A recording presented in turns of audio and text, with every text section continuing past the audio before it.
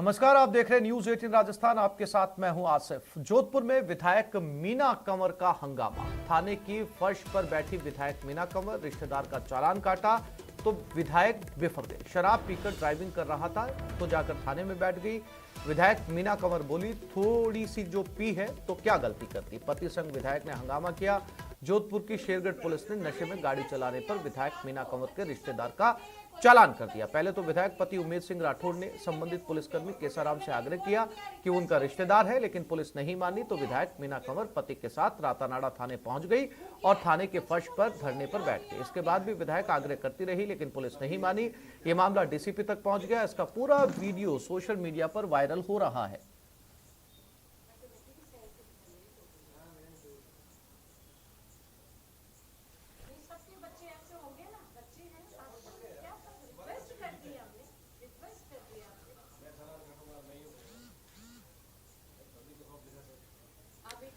और इस खबर पर ज्यादा जानकारी के लिए बात करते हैं हमारे जोधपुर संवाददाता चंद्रशेखर व्यास के साथ। चंद्रशेखर, ये कौन से रिश्तेदार थे जिनके लिए विधायक को जो है थाने में फर्श पर जाकर धरने पर बैठना पड़ा अपने पति के साथ? आशिफ, ये मामला जो है 17 अक्टूबर की रात का है, जहां विधायक के एक रिश्तेदार जो विधायक पति के भाई के पुत्र का मामला है, जो गाड़ी चला रहे थे और इस दौरान जो उनका चालान काटा गया। बात ये भी सामने आ रही थी कि वो शराब पी हुए थे। ऐसे में जो है पुलिस ने जो उस युवक को जो है थाने में बिठा दिया था, जिसके बाद विधायक ने पुलिस थाने में फोन किया। फोन करने के बाद उन्होंने रिक्वेस्ट की कि ये मेरा रिश्तेदार है और इसका चालान नहीं काटे और ना ही इसको आप जो है अरेस्ट नहीं करे। लेकिन पुलिस ने उसको बिठा दिया तो वो वहाँ थाने में पहुंच गए और उन्होंने विरोध प्रकट किया और नीचे वहीं धरना दे दिया। जो जांच अधिकारी था उसकी कुर्सी के पास ही धरना देकर बैठ गए। सबसे बड़ी बात, लंबी हॉट टॉक हुई दोनों के बीच में और फिर मामला जो है डीसीपी तक पहुंचा और बाद में समझाइश होने के बाद युवक को छोड़ दिया गया। और चालान का ये भी बताया जा रहा है कि चालान का जो राशि थी वो भी जो है पुलिस अधिकारी द्वारा भरी गई। सबसे बड़ी बात की इस मामले में हमारे विधायक पति उमेश सिंह से बात हुई तो उन्होंने जो है बात करने से फिलहाल इनकार कर दिया। उन्होंने कहा कि जो भी बात करनी है आप मेरे से ही कर लीजिए। दूसरी तरफ अगर देखा जाए तो एक तरफ जिस प्रकार से शराब पीने का मामला है, तो शराब अगर पी के कोई गाड़ी चलाता है या कोई नियमों की अवहेलना करता है तो कानून अपने हिसाब से कार्रवाई करता है। लेकिन जिस प्रकार से जो दखल, यकीनन चंद्रशेखर, पुलिस ने इसमें अपना काम किया था, इसमें कोई दो राय नहीं कि अगर पुलिस हालांकि ये जानती भी नहीं रही होगी कि ये जो है विधायक के रिश्तेदार हैं, लेकिन आपने बताया चंद्रशेखर कि जो राशि थी चालान की वो भी पुलिस अधिकारियों ने खुद भरी। इस बारे में कुछ डिटेल में बता पाएंगे कौन से पुलिस अधिकारी थे जिन्होंने विधायक के रिश्तेदार की चालान जो है वो खुद भरा है? देखिए, इसमें सबसे जो मजेदार बात यह है कि ये सारे जो सूचनाएं हैं वो सूत्रों के हवाले प्राप्त हुई है। इसमें कोई आधिकारिक पुष्टि नहीं है। लेकिन सबसे बड़ी बात सामने ये आ रही है कि एक व्यक्ति जो गलत गाड़ी चलाता है उसको छोड़ दिया जाता है। विधायक जो है थाने में बैठकर जो धरना देते हैं, नीचे बैठते हैं और विधायक अपने मुंह से ये कहते हैं कि छोटा मोटा पार्टी कोई भी सभी लोग करते हैं, शराब पी लिया तो क्या हो गया। और सबसे बड़ी बात अगर करें तो जिस प्रकार से समझौता होने के बाद पुलिस के किसी व्यक्ति के द्वारा ये जो वीडियो वायरल किया गया है, इसमें ये साफ और स्पष्ट दिखता है। जिस प्रकार से रातानाडा थाने की बात करें तो और राजनीति और रातानाडा थाने का जो चौड़ी दामन का साथ हो गया। एक तरफ जहां अभी हाल ही में एनकाउंटर के बाद रातानाडा थाना अधिकारी को निलंबित किया गया था, वहीं पुलिस विभाग में जो है राजनीतिक कटाक्ष चल रहे हैं, विरोध चल रहा है, राजनीति का विरोध चल रहा है। ऐसे में ये वीडियो वायरल करना कहीं ना कहीं इसी मंशा से जो है रंगा हुआ नजर आ रहा है कि जो है ये जानबूझकर जो वीडियो वायरल किया गया और विधायक को जो है कटघरे में खड़ा किया गया है। लेकिन साथ में यह भी सवाल उत्पन्न होता है कि जिस प्रकार से विधायक जो पैरवी कर रहे हैं वो भी कहीं ना कहीं संवैधानिक नहीं है, ठीक नहीं है। जी चंद्रशेखर, आपकी इस घटना के बाद में विधायक साहिबा से बात हुई होगी, क्या कुछ कहा उन्होंने? देखिए, हमारी बात हुई, विधायक के पति उमेश सिंह जी से बात हुई थी। उन्होंने जो है जब हमने कहा कि आप अपना पक्ष रखने के लिए जो है मैडम से बात करवाए तो उन्होंने कहा क्या बात करनी है, आप मुझसे ही बात कर लीजिए। तो फिलहाल उनसे बात नहीं हो पाई, लेकिन लगातार प्रयास जारी है कि वे अपना पक्ष रखे। क्या हुआ था, किस तरह से मामला हुआ था, युवक जो था शराब पीए था या नहीं था, इस बात को लेकर विधायक को जरूर अपना पक्ष रखना चाहिए। चंद्रशेखर, इस वीडियो से जो है वो इनके जो विरोधी हैं या राजनीतिक पार्टियों में जो विपक्ष है उनको एक तरह की संजीवनी मिली है कि जब विधायक खुद अपने रिश्तेदार के पक्ष में जाकर, जिसने की शराब पीकर गाड़ी चलाने की गलती की है कानूनी तौर पर, उसके पक्ष में बैठी हैं, उसे छुड़ाने की गुहार लगा रही हैं। और साफ तौर पर इस वीडियो में सुना जा सकता है, देखा जा सकता है कि क्या हो गया अगर थोड़ी सी पी लिए, बच्चे हैं, गलती हो जाती है। तो काफी राजनीतिक जो गलियारे हैं उनके अंदर काफी सुगबुगाहट सुनने को मिल रही होगी। निश्चित तौर पे ये जो घटना हुई है उसके बाद जो विपक्ष को एक संजीवनी मिली है, विपक्ष इस मामले को लेकर बड़ी राजनीति करेगा भी। लेकिन सबसे बड़ी जो तस्वीर दिखाई दे रही है कि जो एक थाने का स्टाफ है उसके सामने जो एमएलए की जो स्थिति नजर आ रही है, वो जो दयनीयता आ रही है नजर में कि एक चालान छुड़ाने के लिए एमएलए को जो है जमीन पर बैठना पड़ जाता है।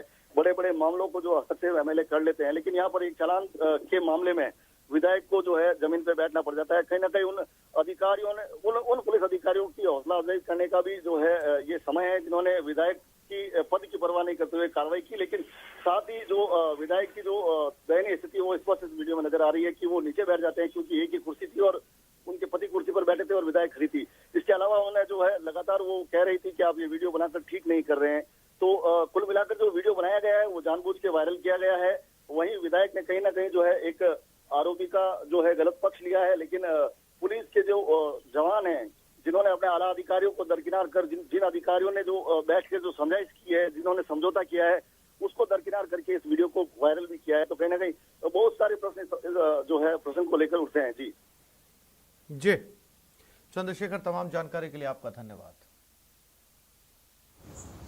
सबके बच्चे ऐसे होंगे ना, बच्चे हैं क्या रिक्वेस्ट कर दी हमने, रिक्वेस्ट कर दी आपसे। मैं चालान कटूंगा, मैं ये बोलूंगा बंदी के खौफ दिखा से।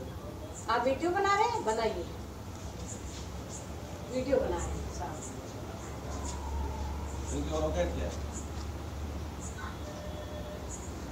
मेरा खुद की मेरे सुनिए एमएलए बैठी तू साले कुर्सी पे बैठा है, बंदी का खौफ दिखा। आप इंसानियत से बोलो तो क्या कर लेगा? इंसानियत से बोलो। हम आपको कुर्सी दे रहे हैं, आप नहीं बैठ रहे। हमने रिक्वेस्ट करी आपसे, मैंने नीचे बैठी तू ऊपर बैठा दिया। हमने रिक्वेस्ट करी आपसे रात को। बच्चे सबके पीते हैं, कोई बात नहीं, बच्चे ने थोड़ा बहुत ले लिया। रिक्वेस्ट करी हमने फोन पे और मैंने रिकॉर्ड किया रिक्वेस्ट करते हुए। हूँ क्या है,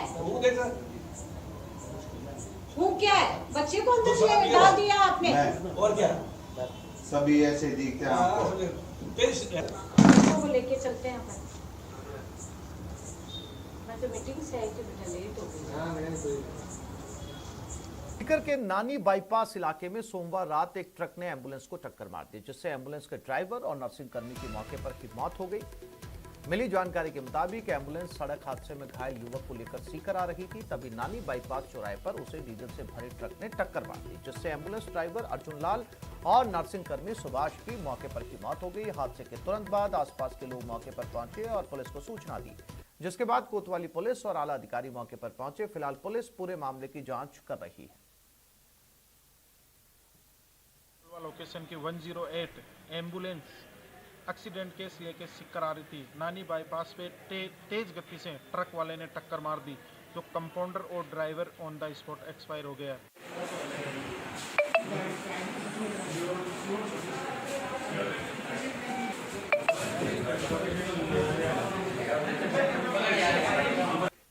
जयपुर में जेडीए दस्ते ने कार्रवाई की, 5 मंजिला बिल्डिंग को सीज किया। इमारत में बने 7 फ्लैट्स को भी सीज कर दिया। जेडीए ने नोटिस जारी किया था, नोटिस के बावजूद निर्माण कार्य चल रहा था। नव निर्माण नगर में ये कार्रवाई की गई।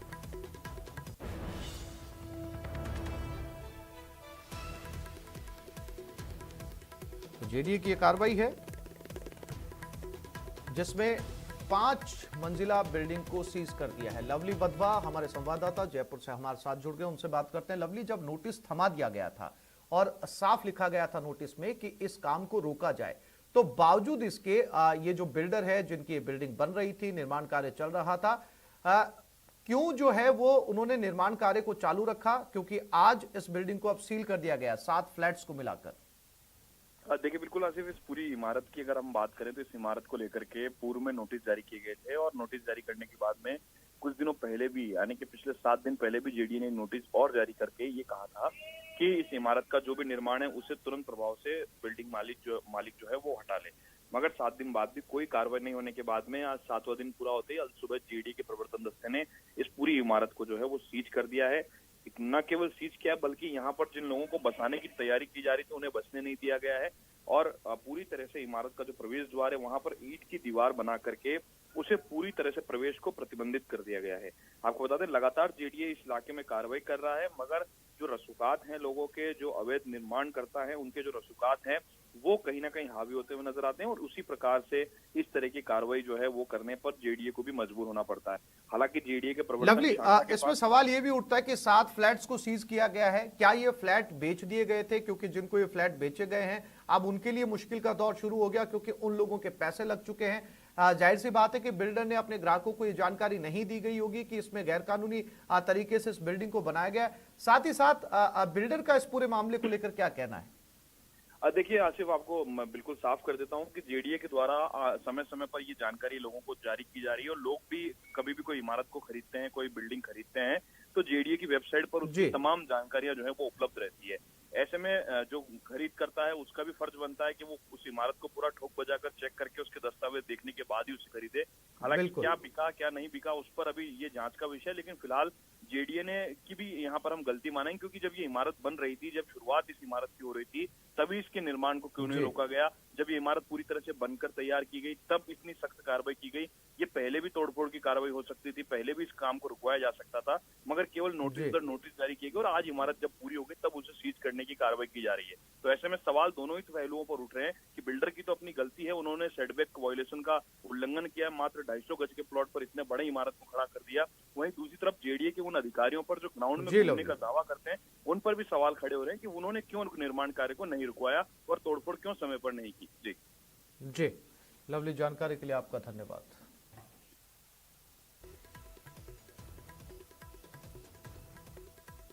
अलवर सहित मेवात इलाके में बदमाश अब अपने नाम के आगे डॉक्टर लगाने लगे हैं, जिससे वो पुलिस को चकमा देकर गिरफ्तारी से बच सके। ऐसे ही एक कुख्यात बदमाश को भिवाड़ी पुलिस ने हरियाणा से गिरफ्तार किया है। शातिर झपटमार आबिद फर्जी डॉक्टर बनकर हरियाणा में फरारी काट रहा था। यह स्नेचर दिल्ली एनसीआर में डॉक्टर के नाम से जाना जाता है। इस पर 5,000 रुपए का इनाम घोषित था। इसके खिलाफ राजस्थान, उत्तर प्रदेश, हरियाणा और दिल्ली में कई मामले दर्ज हैं। भिवाड़ी और अलवर शहर में इसके खिलाफ आधा दर्जन मामले थानों में दर्ज हैं।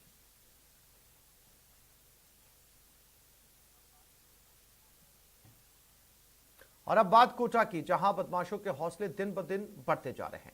ऐसी एक घटना सामने आई, चाकू मारकर ट्रक चालक के साथ 13,000 रुपए की लूट की। वारदात को अंजाम देने के मामले में पुलिस ने कार्रवाई करते हुए 4 बदमाशों को गिरफ्तार किया। आरोपी ने 2 दिन पहले देर रात को इस घटना को अंजाम दिया।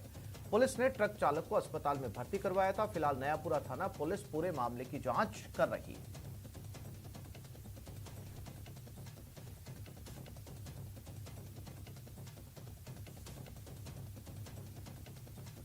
और अब बात सीकर की, जहां लक्ष्मणगढ़ थाना पुलिस ने शहर में दिन दहाड़े ज्वेलर्स की दुकान से चकमा देकर ज्वेलरी चुराने वाली गैंग का पर्दाफाश करते हुए एक आरोपी को गिरफ्तार किया है। चौकी प्रभारी रामदेव ने बताया कि यह घटना 5 अक्टूबर की है। ज्वेलर्स की दुकान से उदयपुर की ईरानी गैंग ने दिन दहाड़े 3 मंगलसूत्र चुराने की वारदात को अंजाम दिया था।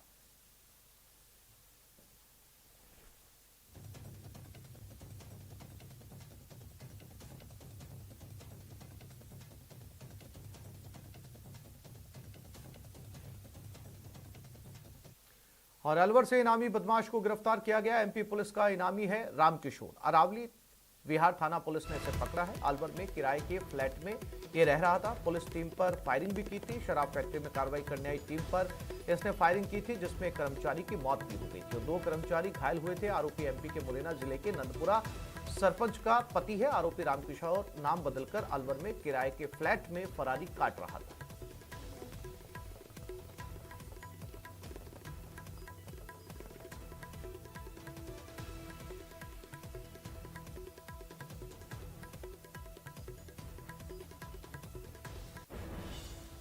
आजादी के अमृत महोत्सव के साथ ही देश में दूध क्रांति लाने वाले अमूल ब्रांड भी अपनी 75वीं सालगिरह का जश्न मना रहा है। इस मौके पर आइए आपको बताते हैं कि अमूल ने समय समय पर अपनी बात देश विदेश में कैसे पूरी कामयाबी के साथ पहुंचाई है। अमूल ने अनूठे अंदाज में अपने प्रोडक्ट्स की जानकारी लोगों तक पहुंचाई। अमूल का हर विज्ञापन नई कहानी कहता है। अमूल की कोशिश रहती है कि अपनी बात निराले और दिलचस्प अंदाज में आप तक पहुंचाई जाए। आइए देखते हैं अमूल की एक अमूल्य कहानी।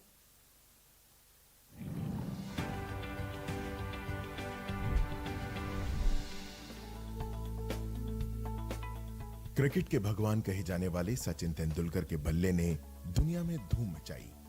1998 में ऑस्ट्रेलिया दौरे पर सचिन महान क्रिकेटर डॉन ब्रैडमैन से मिले। ब्रैडमैन सचिन को क्रिकेट की दुनिया में अपना सच्चा उत्तराधिकारी मानते थे। अमूल ने 1998 के अपने विज्ञापन में लिखा कि दोनों ब्रेडमैन हैं। संदेश था कि दोनों महान हस्तियों को अमूल बटर लगी ब्रेड पसंद है।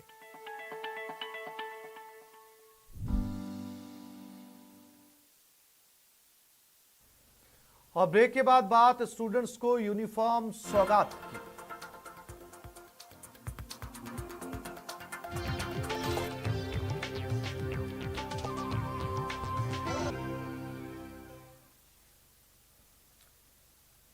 जयपुर में चिकित्सा मंत्री समीक्षा करेंगे। मंत्री रघु शर्मा आज समीक्षा बैठक करेंगे। मौसमी बीमारियों, वैक्सीनेशन पर चर्चा होगी। ऑक्सीजन प्लांट्स की भी समीक्षा की जाएगी। चिकित्सा सचिव, आयुक्त चिकित्सा शिक्षा निदेशक भी मौजूद रहेंगे। जन स्वास्थ्य मिशन निदेशक, RMSCL प्रबंध निदेशक समेत सभी CMHO, PMO और चिकित्सा विभाग के अधिकारी इस बैठक में जुड़ेंगे।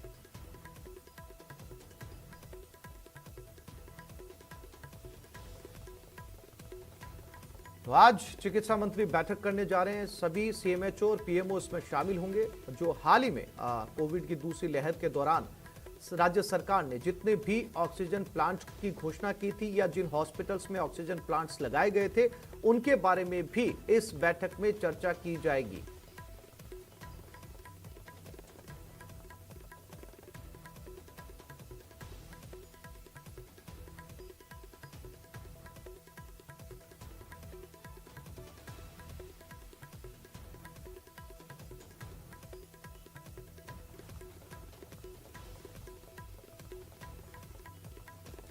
पहले से ही सावधानी बरतना अच्छा होता है, लेकिन भरतपुर का चिकित्सा विभाग इस बात से इत्तेफाक नहीं रखता। तभी जिले में डेंगू के बढ़ते प्रकोप के बीच फॉगिंग मशीनों को दुरुस्त कराने की कवायद में जुटा हुआ है। जयपुर से आए मैकेनिक के मुताबिक अभी तक वो 1 दर्जन से ज्यादा मशीनों को ठीक कर चुका है और अभी इतनी ही मशीनों को उसे दुरुस्त और करना है। ये मशीनें 2 साल से कबाड़ के रूप में पड़ी हुई हैं। बहरहाल इन मशीनों से जल्द ही ग्रामीण इलाकों में फॉगिंग करवाई जाएगी। मैं तो प्राइवेट जॉब आया हूँ।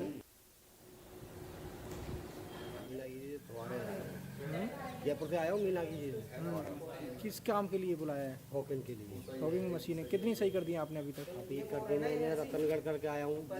यहाँ भरतपुर में कितनी कर दी? भरतपुर में 7 मशीन हो गई और 9 है। डेंगू के काफ़ी केसेस निकल रहे हैं, तो पूरी मेडिकल की टीम जड़ स्तर से लेकर ANM हो, आंगनवाड़ी कार्यकर्ता हो, हमारे CHO सभी लग रहे हैं। और जो हमारी ज़िले के अंदर 33 फॉगिंग मशीनें हैं, उसमें से अभी करीब 20 काम कर रही हैं। अभी 13 मशीन खराब हैं। जयपुर से हमने मैकेनिक बुलाया हुआ है, वो लगातार वो ठीक करने की कोशिश कर रहा है। भरतपुर में लगातार डेंगू के मरीजों की संख्या है वो बढ़ती जा रही है। अब संख्या जो है वो 200 को पार कर चुकी है। लगातार डेंगू के जो मरीज हैं वो अस्पतालों में पहुंच रहे हैं, लेकिन लापरवाही का आलम कुछ इस कदर है कि जो मशीनें हैं फॉगिंग की वो खराब अवस्था में पड़ी हुई हैं। मलेरिया प्रयोगशाला है, वहाँ दर्जन भर से अधिक जो मशीनें हैं वो खराब हैं। जयपुर से मैकेनिक बुलाया गया है, सही कराया जा रहा है, लेकिन अगर यही मशीनें पहले सही अगर हो जाती और सही तरीके से जो फॉगिंग कराई जाती तो शायद जो मरीजों की संख्या है वो कम होती और डेंगू का जो प्रकोप है वो कम होता। लगातार जिला कलेक्टर हैं वो डेंगू के प्रकोप को देकर के बेहद ही चिंतित नजर आ रहे हैं, लेकिन जो कर्मचारी हैं उनकी लापरवाही इस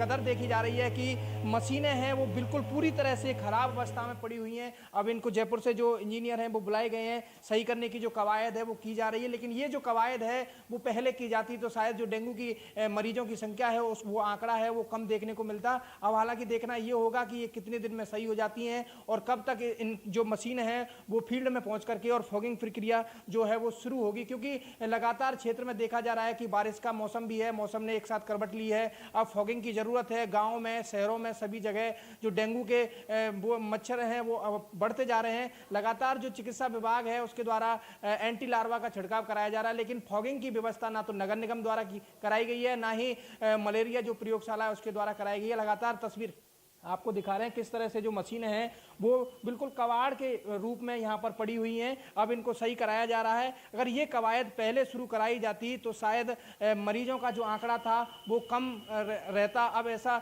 इस लापरवाही का खामियाजा कौन भुगतेगा? इस लापरवाही का खामियाजा मरीजों को भुगतना पड़ेगा। तो कहा जा सकता है कि कर्मचारियों की लापरवाही के चलते अब भरतपुर में लगातार डेंगू के मरीजों की संख्या जो है वो बढ़ती हुई नजर आ रही है। कैमरा पर्सन दिलीप के साथ दीपक पुरी, न्यूज़ 18 भरतपुर।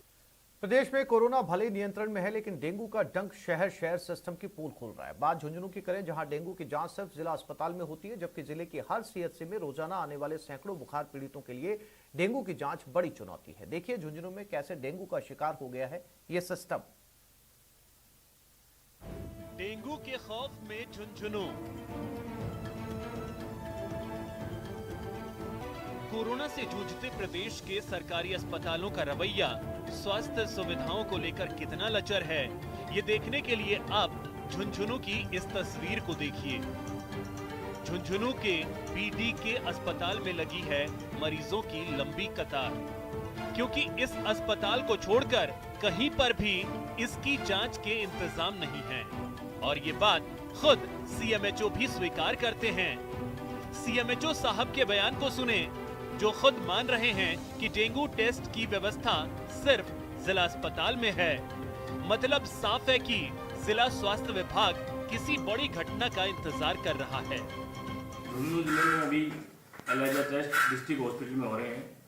हमारी अधिकतर सीएचसी पे सीबीसी मशीनें हैं, और सीबीसी मशीन है वहाँ पे प्लेटलेट काउंट होती हैं, डेंगू के लिए बिल्कुल उसके डायग्नोसिस के लिए कारगर है। और जिनको बहुत ज़्यादा कंफर्मेटरी टेस्ट की जो आवश्यकता होती है, उनको डिस्ट्रिक्ट हॉस्पिटल से एलाइजा टेस्ट उनका हम करवाते हैं। उदयपुर बाटी सीएचसी, नवलगढ़ का उप जिला अस्पताल, Malsisar CHC, Buhana CHC, Chirawa CHC, Bagar CHC, सभी में हर रोज करीब 250 से अधिक मरीज आते हैं, लेकिन कहीं पर भी डेंगू की जांच नहीं की जा रही है। एलाइजा टेस्ट और कार्ड में केवल इतना डिफरेंस है कि उससे हम प्लेटलेट पता कर लेते हैं, आइडिया लग जाता है, और डेंगू का डायग्नोसिस लगभग कंफर्मेटरी हो जाता है। लेकिन जो एलाइजा टेस्ट है वो मोस्ट कंफर्मेटरी टेस्ट है डेंगू के लिए, तो उसके लिए हमें डिस्ट्रिक्ट हॉस्पिटल में हमारे पास पूरी सुविधा है। डेंगू के कारण घर घर में लोग बुखार से तप रहे हैं, लेकिन सीएचसी में जांच की सुविधा न होने और जिला अस्पताल में लगती भीड़ के कारण मरीज प्राइवेट अस्पताल में जाने को मजबूर हो रहे हैं। हालांकि ये भी सच है कि पिछले 2 साल में जिला में डेंगू के मामले कम थे, जो इस बार अचानक बढ़े हैं, और स्वास्थ्य विभाग के पास इसके लिए पहले से कोई तैयारी नहीं है। Imtiyaz Bhati, news 18 network, Jhunjhunu.